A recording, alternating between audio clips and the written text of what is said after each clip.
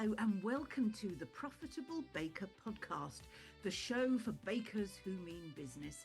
I'm Annie Bennett, founder of the Home Baking Business Academy, and every week I'll be sharing practical lessons, mindset shifts, and inspiring stories from bakers who are building businesses they love.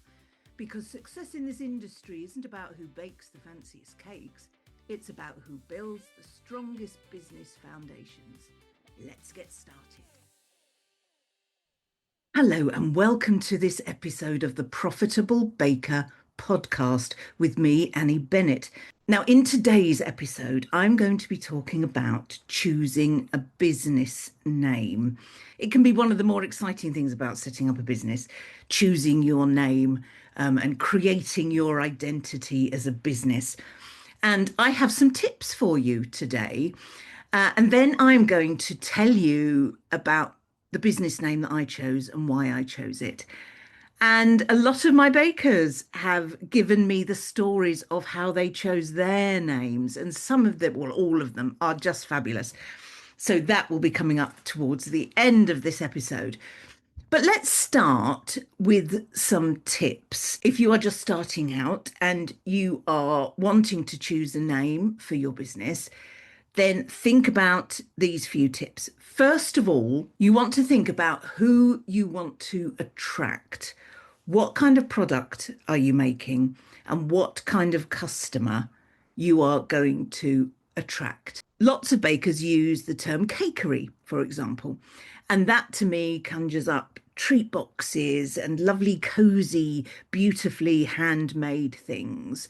Whereas something like, for example, Oak and Ivory Bakes might be more for a wedding brand. So if you are wanting to move into weddings, perhaps luxury weddings, you've got to have a name that might attract your ideal customer. And the other thing you need to think about is that even though you might be starting your business at home and you might only be doing it for a short time, a week or a few a month, you've still got to think of your business as a business and not a hobby. So choose a name that has a professional air to it. Something that says to customers, I take this seriously. And the third tip is a mistake I see some people making, and that is make sure that your name is easy to say, it's easy to spell, and it's easy to remember. Some of your customers are going to want to search for you online. And if you have a name that's really complicated, then they're going to find that tricky. Unless when you're established, you've got really good online presence and alternatives come up. But to start with, you want a name that's going to be easily found. So don't have anything that's got long, complicated spellings, long names, or anything that's too quirky or puns that might not work. Check it looks okay with no gaps in. And this is for your domain name. Even if you're not planning on having a website, I'll come on to that in a minute. But you need to make sure that it looks okay all in one line. I will give you an example, but to spare your blushes, I won't spell it out. There was a manufacturer of stationery. They made high quality pens, and they decided to call themselves Pen Island. Now, I'm going to leave it to you to work it out. If you put those two together in a domain name, you get something that's perhaps not based on stationery. Let's just say that. So make sure it looks okay as a domain name and say it out loud. Say your name out loud. Are you going to have to keep repeating it or spelling it? If that's the case, then try and adapt it so it's easier to remember. Now, the next point is quite an important one. I've mentioned domains already, but it's really important to check the name that you choose isn't already a .co.uk or a .com. I know there's lots of other domain types you can have. If it's a .com or a .co.uk, someone else has that domain. And even if you're not planning on having a website yet, if you choose a name that someone else has the domain for, you're going to need to change when you come to setting up a website, and you don't want to have to do that. So check that it's not already bought, check that it's available. And if once you're set on that name, then buy the domain. Even if you're not going to use it yet, buy it. because then it's yours. It doesn't cost very much to have and just to sit there until you want to use it. The other place you can look is obviously online. Just do a search engine for it. Check all the social medias that your name doesn't pop up instantly, or you don't have a long list of different businesses with virtually the same name. You want to have a name that stands out and that is different. And particularly, Google it in your area. You don't want to be confused with another baker that's in your area. 2 things legally you have to do. First of all, you have to check trademarks. If you go on .gov.uk, I'll put a link in the show notes so you can check this. But you need to check that no one has trademarked the name that you have chosen. And if you are planning on becoming a limited company, either now or down the line, you need to make sure that there's no other limited company with your name. Now, funnily enough, if you are trading as a sole trader, it's not illegal to use the name of an already established limited company, contrary to popular belief. Unless that limited company has trademarked, you can use it. But of course, why would you want to do that? That's just going to get really confusing. You're going to annoy the people that already own that name, and there's going to be all sorts of shenanigans. So check Companies House, check trademarks, because you don't want to get established a year down the line and then find that someone's complaining or telling you to stop using the name or telling you to change the name. Okay, now the next tip is make sure it feels like you. Make sure it matches your style. Are you modern? Are you rustic? Are you fun? Are you elegant? Are you luxury? Are you minimalist? Are you quirky? Are you contemporary? Have a think about what you want people to think about when they hear or read your name. And also ask yourself, how do you want customers to feel when they hear your business name? If you are doing weddings, you want a couple to be quite excited and intrigued by your business name. If you are doing birthday cakes, you want people to feel confident when they hear your business name. And as I said earlier, choose a name that you can say confidently out loud. You'll be surprised what difference this makes. If you're slightly embarrassed by it, you don't want to say it out loud, you don't want to say it in front of your partner, children, parents, relatives, whoever, then it's probably not the name that you want to use. You want a name that goes, yes, that's perfect. You want the name that when you tell people, they go, oh, that's brilliant. That's spot on for you. So pick one that you can feel proud of and that you are really happy to advertise. So those are my tips for naming your business. I'm going to tell you a little bit about my business. My wedding cake business, it started off as a baking business. It didn't start as a wedding cake business, but it was called Leading Lady Cakes. Now, to start with, when I was trying to find a name for my business, the first name that I chose was Prima Donna Cakes. And the reason I chose that is because I sing soprano and I've sung in various operas, and it's sort of part of my identity, the fact that I sing. And I thought Prima Donna Cakes would be a lovely name. It suits me. It suits what I do. It's slightly elegant, prima donna. So that's what I thought. But when I checked the domain, it was already being used. primadonnacakes.co.uk, I think it was. So I had to rethink because I couldn't use the same name. And in fact, it was one of my singing friends who said, well, why don't you call yourself Leading Lady Cakes? Oh, yeah, that works as well. Because actually, that's what a prima donna is. It's just Italian for, first lady, leading lady. So I Googled that. I checked the domains on that. No, all still available. Didn't appear to be any other Leading Lady Cakes. So that is the name I chose. And it fitted me quite well because of the singing background, and people were always interested about it. Why are you called this? So on the website I used to have the reasons why, and people were interested. It gave me engagement on my social media when people started chatting about it, and I was able to talk about my singing alongside my baking. So it gave me a sort of rounded view of me and my business and what I did. And it gave me a chance to engage with people, which of course is what you want as a business, isn't it? Now I have here, let me find them. I have here some stories from some of my bakers, and well, all of these are just lovely. I'm going to start with Kaylee. Now, Kaylee Brown says, my business name is Tilly Billy Bakes. I love that. It's so unusual. Tilly Billy Bakes. Love a bit of rhyming. And Kaylee says, I have a daughter called Matilda Tilly, and I had a son called William Billy who passed away. I'm so sorry, Kaylee.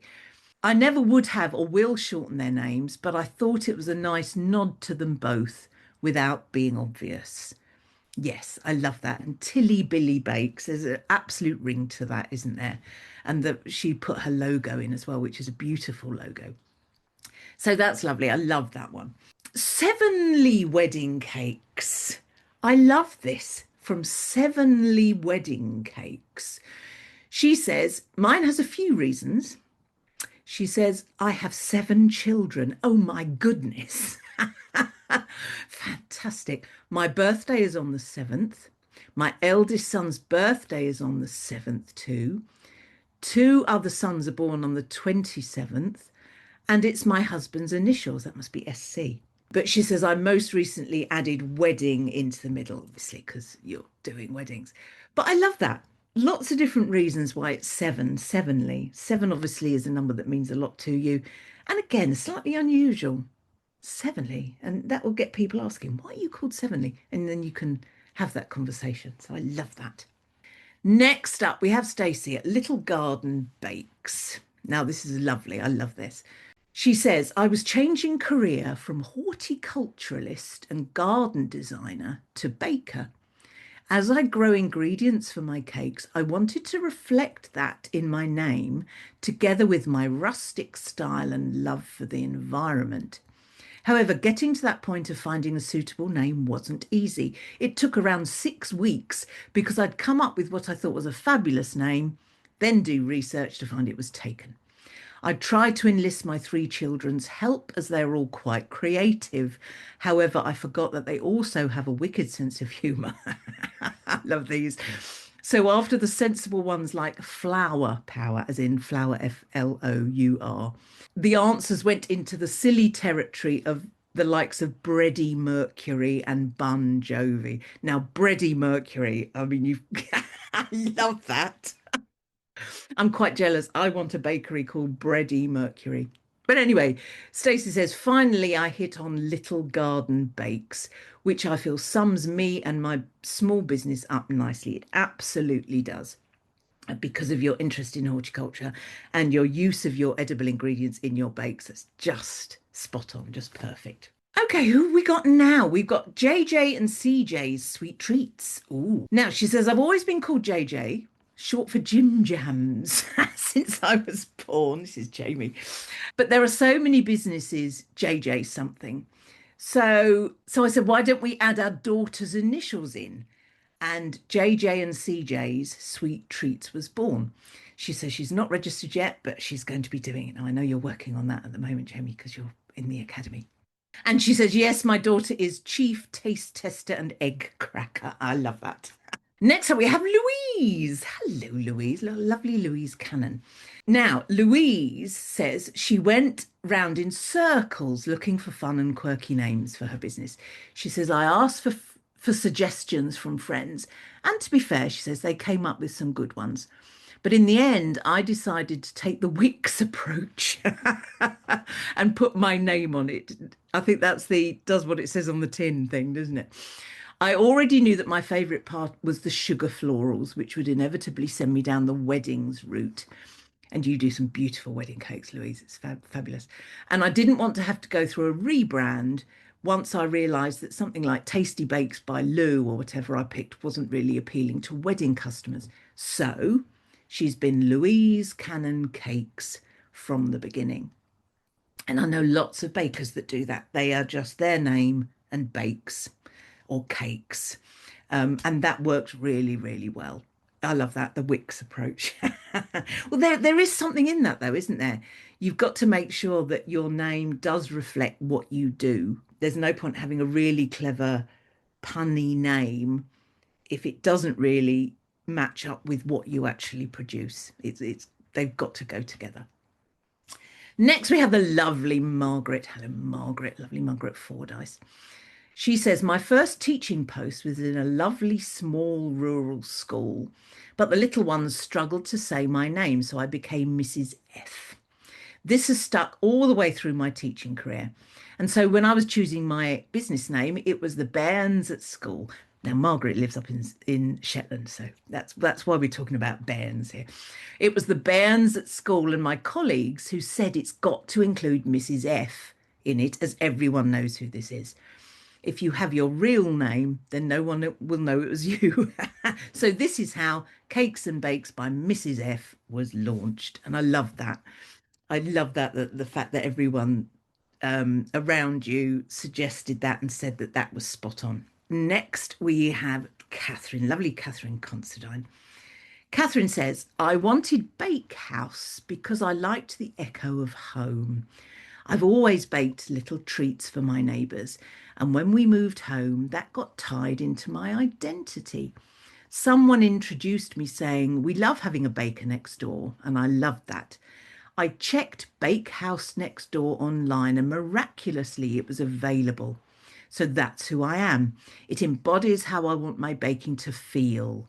Friendly, easy, hyper local. Absolutely. And that was one of my tips. It embodies how I want my baking to feel. She says, I didn't get it right first go. I toyed with two names before I chose the Bakehouse Next Door. I thought the first one was perfect, but having checked online, so did lots of other home bakers. And the second was unique, but it had an apostrophe. Now, this is another tip. Apostrophes are a nightmare for things like email addresses and socials, and it can confuse. So if you can possibly avoid having an apostrophe, that is a really good tip from Catherine. And she said she would spend more time explaining the name rather than selling cakes. So you want a name that you don't have to spell out, explain, and so on and so forth. So really good tips there from Catherine. And finally, we have the lovely Larry. Listen to this. This is just the most fantastic description of how someone came up with a name. Are you ready for this? She says, I announced I wanted a horse, and my parents instantly transformed into financial advisors. With my eyesight, only a few letters actually behave. Thankfully, S is one of them. So, she says, picture 11-year-old me squinting at a sponge cake recipe while the mixer's roaring like it's about to take off, and suddenly the word sugar is practically launching itself at my face. Light bulb moment activated, and boom, Sugars and Swirls was born out of bad vision, loud kitchen appliances, and pure horse motivated chaos.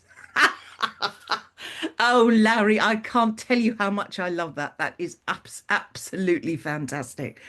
So, Sugar and the Swirls, it was, I love that, was born out of bad vision, loud kitchen appliances, and pure horse motivated chaos.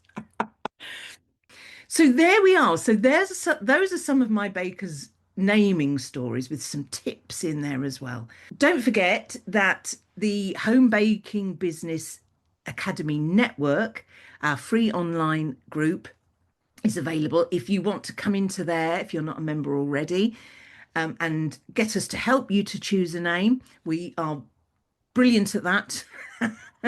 I love helping people choose names. So there we are. So thank you so much for joining me for this episode. If you want to share your naming stories with me, then do get in touch. You can either email or message or come into the Facebook group and tell me in there. I'd love to hear them. So thank you for joining me, and I will see you next time.